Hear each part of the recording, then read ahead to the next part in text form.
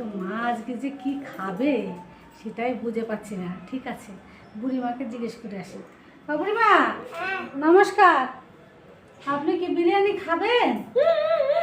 ও মা, ভালো খান নাকি? তো ঠিক আছে, যাই রান্নাঘরে। মা, ও মা, আসুন আসুন, আপনার পছন্দের জিনিস রান্না হয়েছে আজকে, তাড়াতাড়ি আসুন। এই যে দেখেন, এই যে দেখেন। হ্যাঁ, খিদে নাই বৌমা। না না, আসুন আসুন। কি হয়েছে? এই দেখেন, আলু সিদ্ধ, উচ্ছে, টমেটো, লঙ্কা। আপনি কোনটা খাবেন সেটা বলেন। আমার খিদে নাই বৌমা।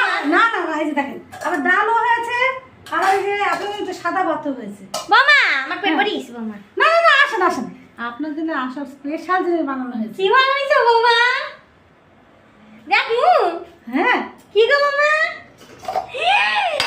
বিরিয়ানি আমি খাবো। এটা লাগতেছে মামা।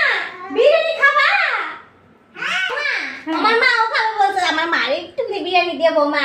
তো বেশি তো খাইতে পারবে না, একটুখানি খাবে, দুটো মাংস ছাড়াই দিও। হ্যাঁ ঠিক আছে মা, আমি ততক্ষণে যে মাখাটা সেদ্ধটা মেখে নিয়ে আসি। হ্যাঁ, এগুলো তোমরা খাইয়া নি। হ্যাঁ বৌমা, আপনি একটু খাবেন। বৌমা তাড়াতাড়ি বিরিয়ানি সাজাই নিয়ে আসবে, এগুলো আনবা না। হ্যাঁ ঠিক আছে ঠিক আছে, যান বসে পড়েন, আমি আসছি। আচ্ছা আচ্ছা।